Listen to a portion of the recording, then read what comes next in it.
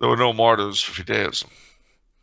Um, as to how it has affected the United States, I suppose you could say that we have a very heavy anti-rational strain in our culture.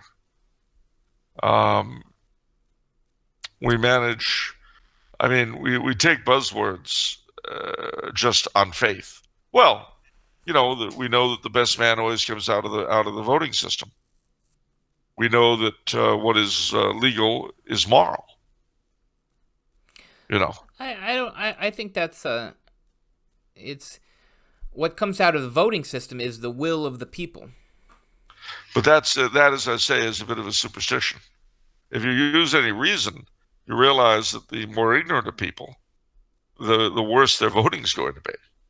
The more interested they are, as opposed to in self-aggrandizement, the less interested they are in the commonweal, which is what, at the end of the day, what voting is supposed to benefit, the common good.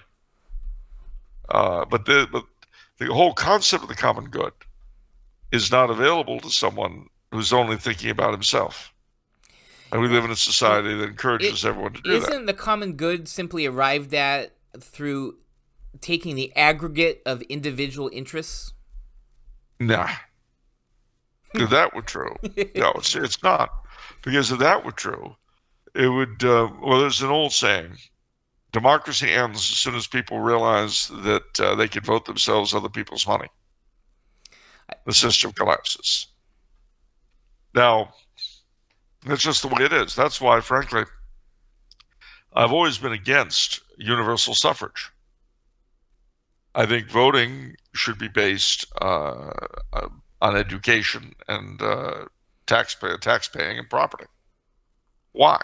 Because contributors are the ones who should make the decisions.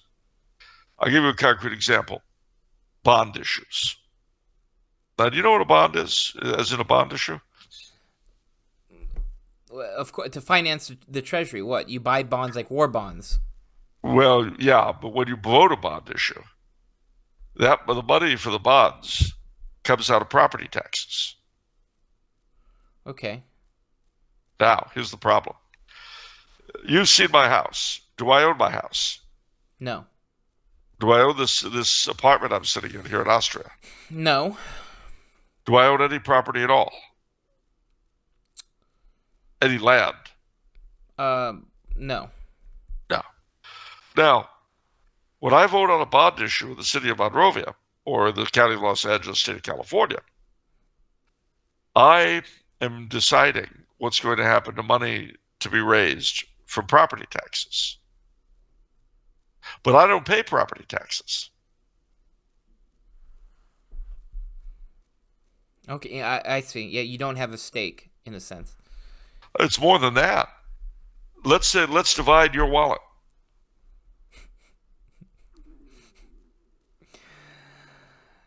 That's a very powerful metaphor. It's theft.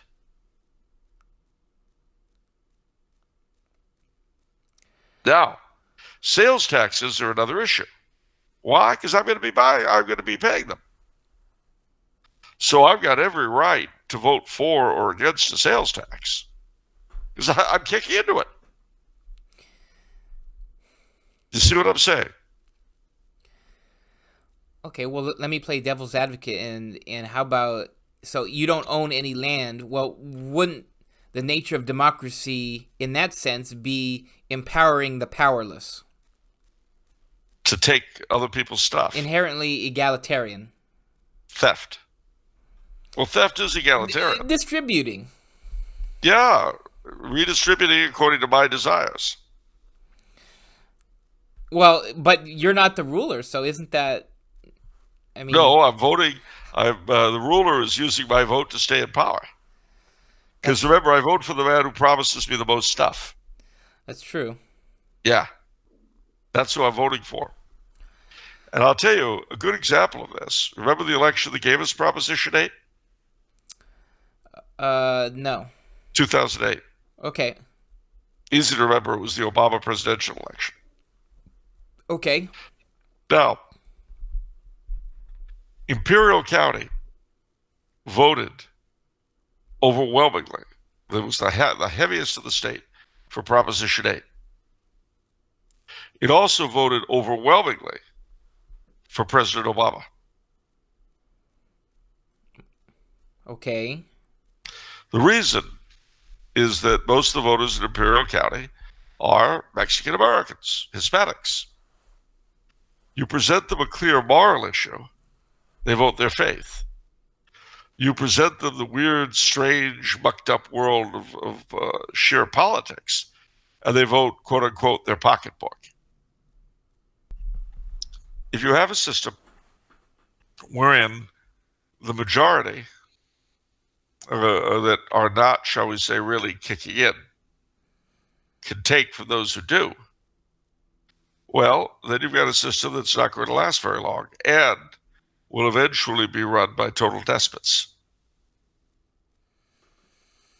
Because they use the people who vote for them, the majorities. They use them shamelessly. They don't deliver. You know, vote for me. I'm going to give you stuff. Well, now mind you, I'm not saying that there shouldn't be at times redistribution and so on and so forth. But then it's a question of who's going to do it and according to what? What standard? Who decides these things? You know who decided in our society.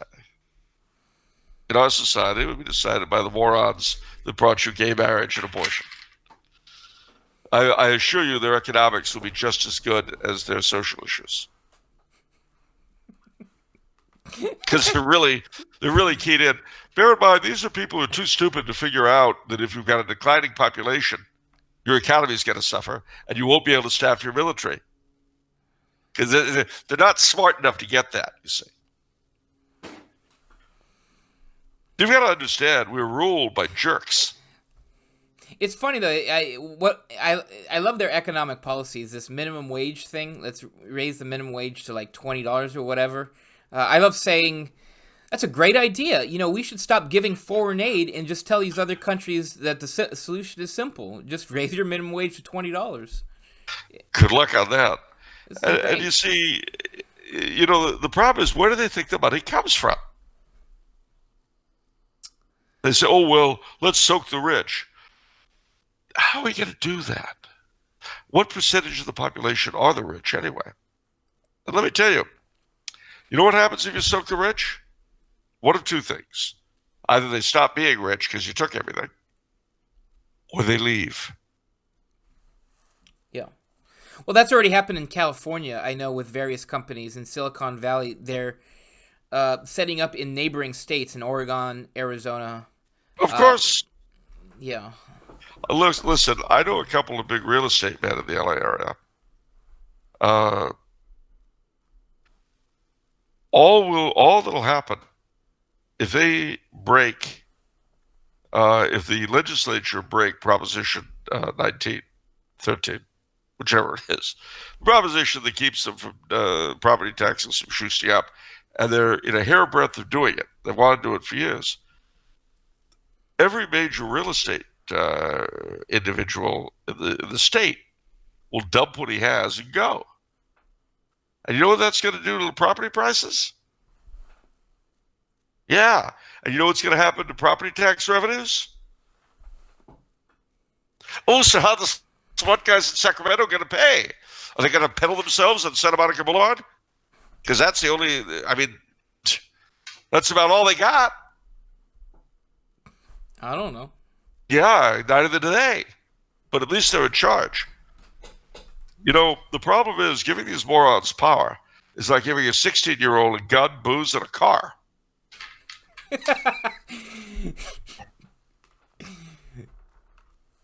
It's crazy.